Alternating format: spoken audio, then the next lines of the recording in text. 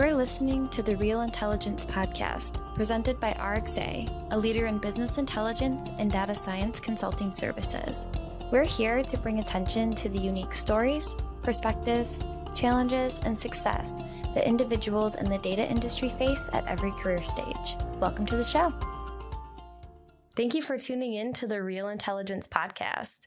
You're on today with Katia Sauzis, SVP of Business Intelligence at RXA, and Anna Schultz, Marketing Coordinator at RXA.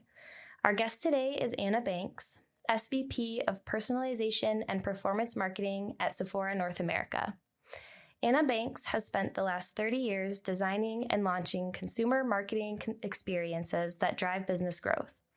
She blends an ability for strategy and creativity with a mind for process and execution. In her current role, she leads the data-driven side of Sephora North America Marketing, including market research and insights, lifecycle marketing, and paid media. Anna earned an AB in Sociology and Visual and Environmental Studies from Harvard College and an MBA from Harvard Business School. In her career, Anna has held marketing leadership positions at Walmart.com and Fairtrade USA and spent over 15 years at top marketing agencies.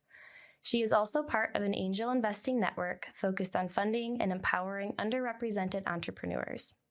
Welcome to the show, Anna. Thank you. Thank you for that intro. Absolutely.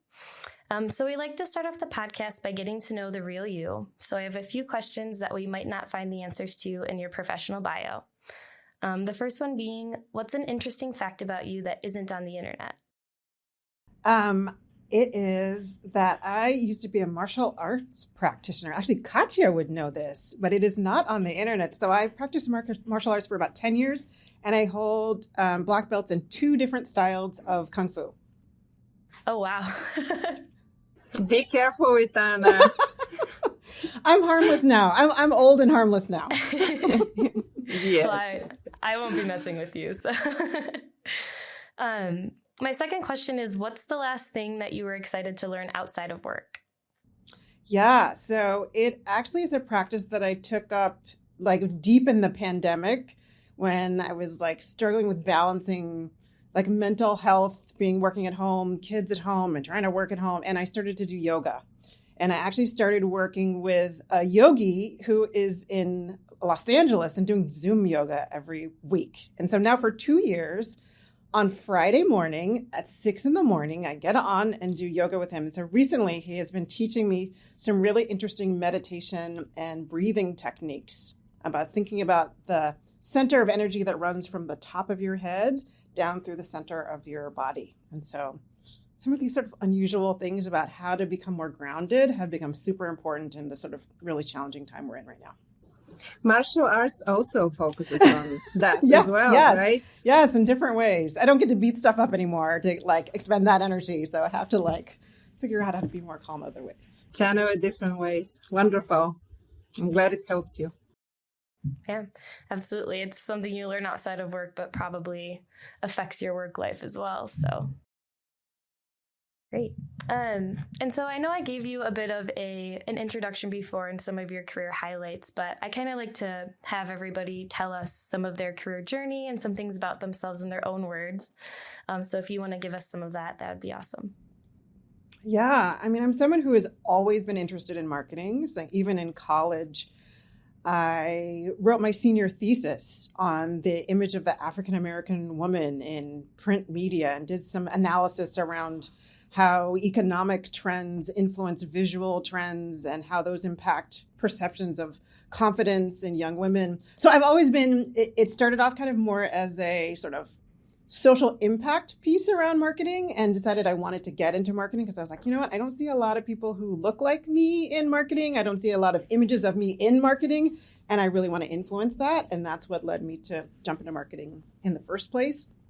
I wound up so I started in the more sort of visual interest. The role that I wound up taking first wound up as a more data-focused role. My first role was actually at a direct marketing group at a tech company. So Lotus Development Corporation, which, before they were acquired by IBM, had a little mini direct marketing team internally. And so by working in direct marketing, that led me to be a marketer who's always been focused on things that are more data-driven and results-driven. I was exposed to things like modeling really early on.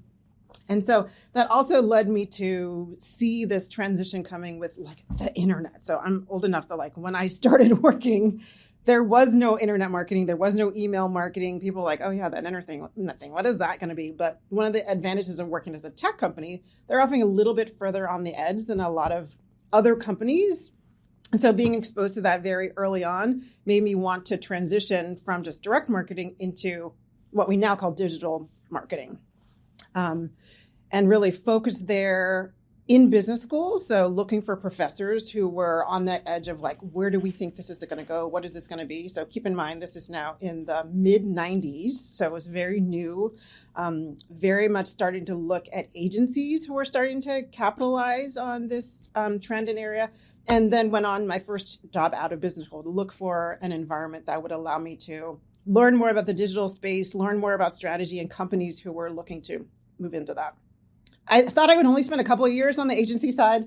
I spent 15 years on the agency side because it was just such a fascinating environment to be in. I'm super interested in consumer insights, and it gave me a chance to really dig into the data behind how people make decisions, what influences them, how do they consume their media, where do they go with their media, how does it influence how the decisions they eventually make, and then take that insight and for many of the companies the agencies work for, translate that insight into programs that we would put together for them for their marketing ecosystems. What does that mean for their brand site? What does it mean for their CRM program? What does it mean for their social?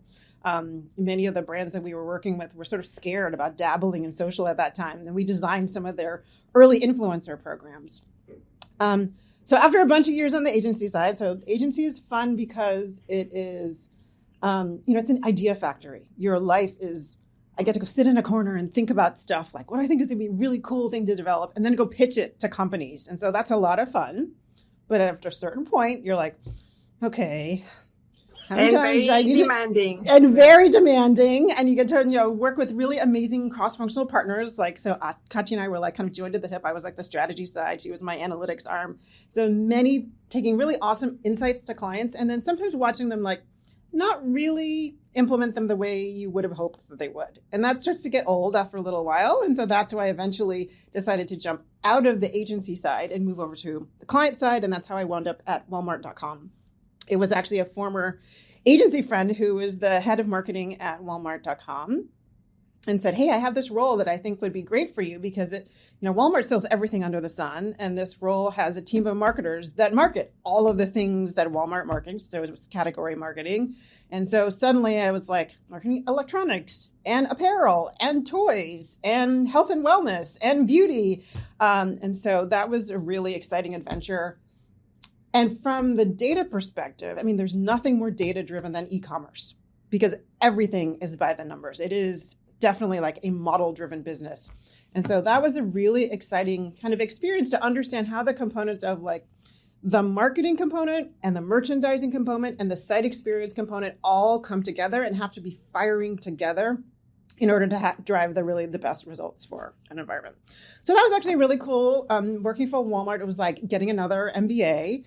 But it was a really challenging environment. And coming out of there, I decided I wanted to give back. Like I've had, been blessed with so many different experiences and learned, so much across my career and worked on so many really cool brands. I decided, the description of the role I want to do next it's kind of a passion role. And so that is how I wound up at Fairtrade as their chief marketing officer.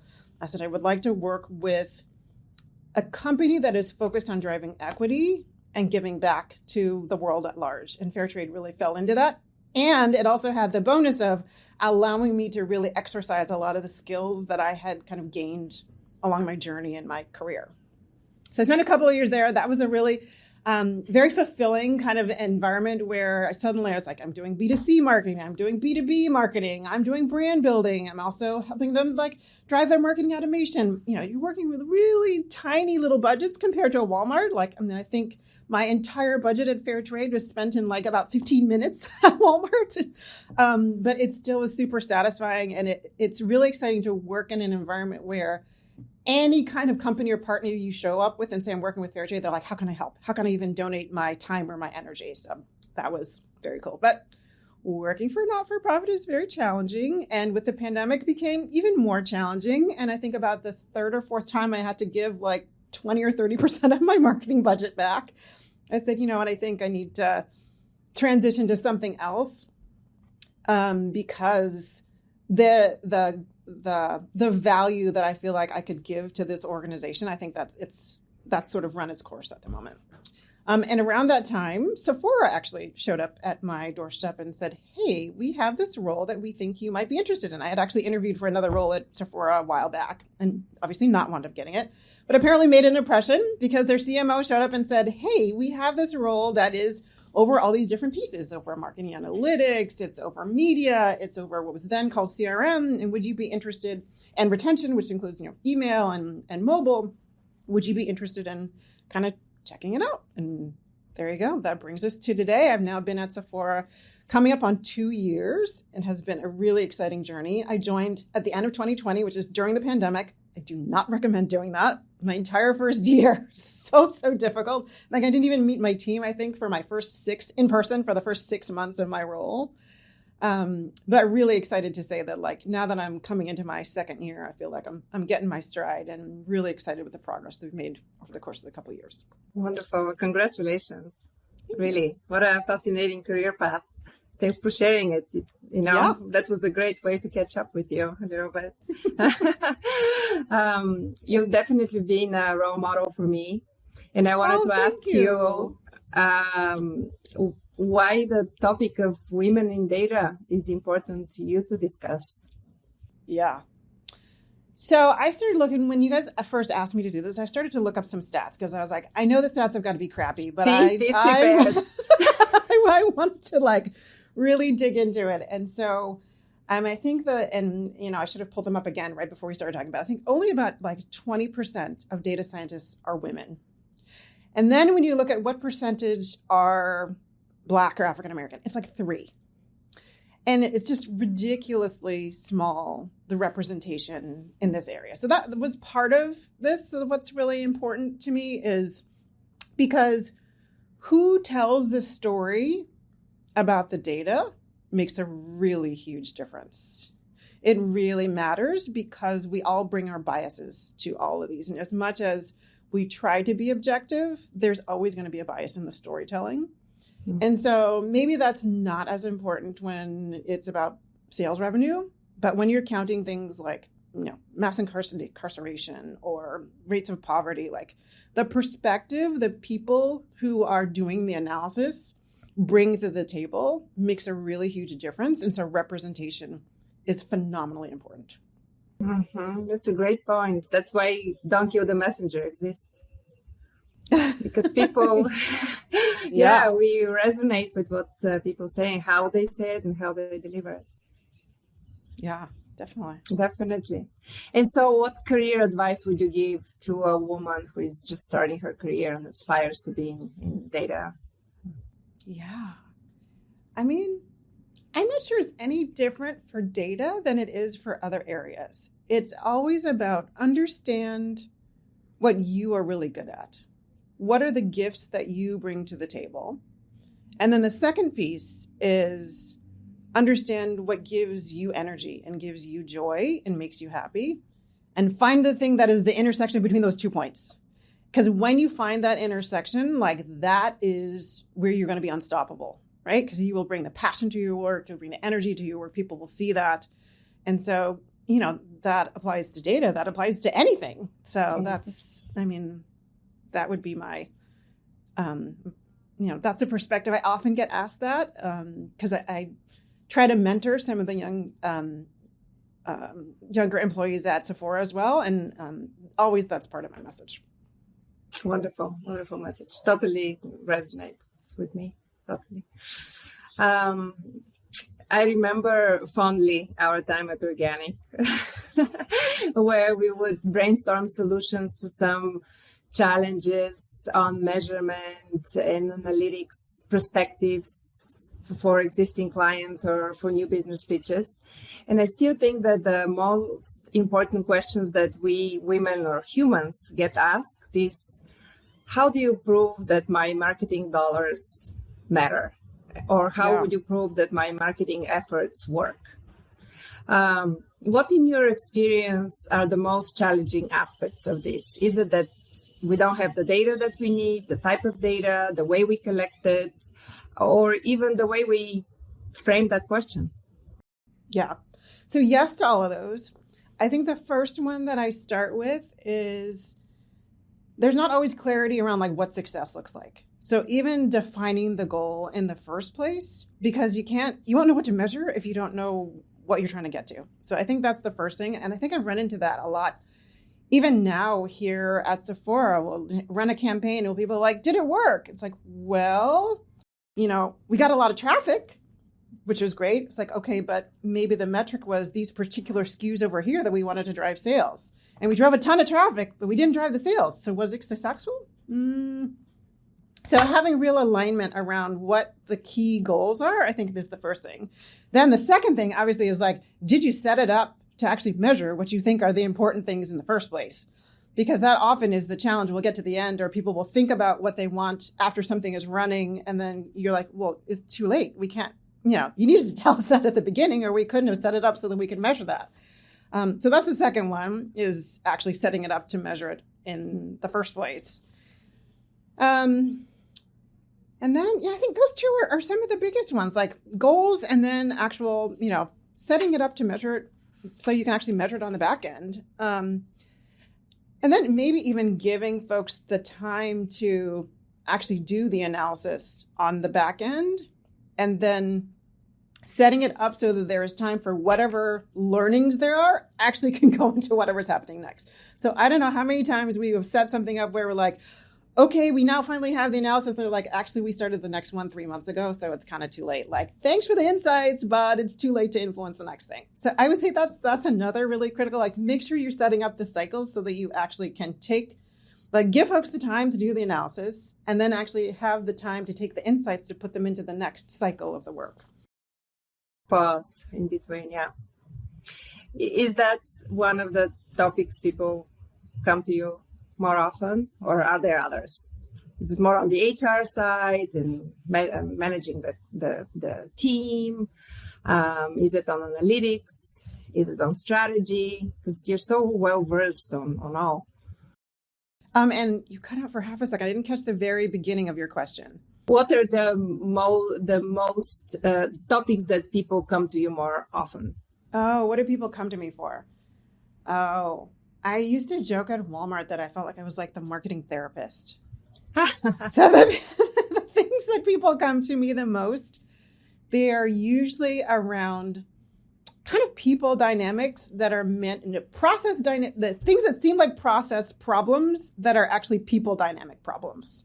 See? And so some of it is a bit of the kind of diagnosing of kind of helping people talk through what is the challenge that they're seeing, and helping them kind of solve for themselves what steps they might need to take next. Is it like, oh, I actually need to go talk to this person and tell them that, this step in this order isn't working well for the team, and that's how we would fix it, or whatever the thing is. So you would think that it's more around, functional expertise. But I think the more senior you become, like less and less of it becomes functional expertise, and more and more of it becomes around like organizational orchestration.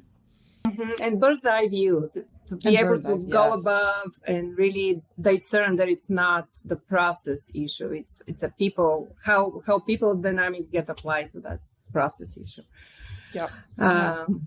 Wonderful. I have to ask, what is the quality that people admire most about you? Oh, being the therapist. Empathy, well, perhaps. In order to be a good therapist, you have to be a good listener. So I'd say that I usually try to call that out as one of my first and most important qualities to me, is in any environment, doing a lot of more listening than talking. It can get me to a little bit of trouble, right? Because people are like, we want to hear more from you. We want to hear like your perspective. We want sort of a more aggressive. And that's just not that's not the energy I bring to things. It's more around listening and then being thoughtful with contribution. Well, wonderful. Thank you.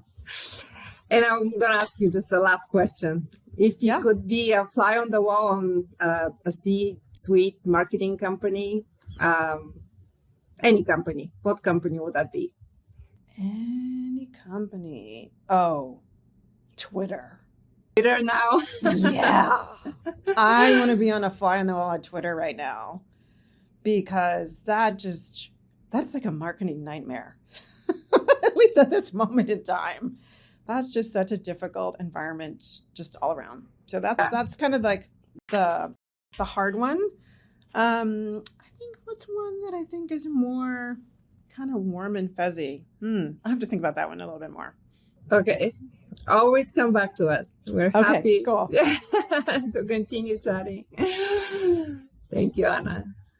Yeah, thank you, Anna, so much for giving us your time to come on, give us some of your advice, and kind of talk us through your career journey. I think hearing you talk about kind of that intersection of where your skills are and where your passions are, and kind of, is really the best place to be. And it really sounds like you found that. And I think that's really inspiring and great to hear. So, thank you. Yeah, absolutely. We really appreciate it. I know you're probably so busy. So taking the time to kind of share that with people, really appreciate it. Anything for Katya. Oh. When she reached out, I was like, oh my God, I haven't talked to her in so long. It's so amazing to connect with amazing to connect. We will. And our CEO, Jason Harper, is super, super sad to have missed you, but he will be catching up. That's right. I'll catch him in the next go round. That's great. Have a great rest of the day, Anna. All right. Yeah. Thank you. Soon. Thanks for thinking of me. Take care.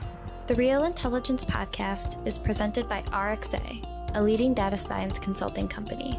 RXA provides project-based consulting, staff augmentation, and direct hire staffing services for data science, data engineering, and business intelligence to help our clients unlock the value in their data faster. Learn more by visiting our website at www.rxa.io or contacting our team at learn@rxa.io today.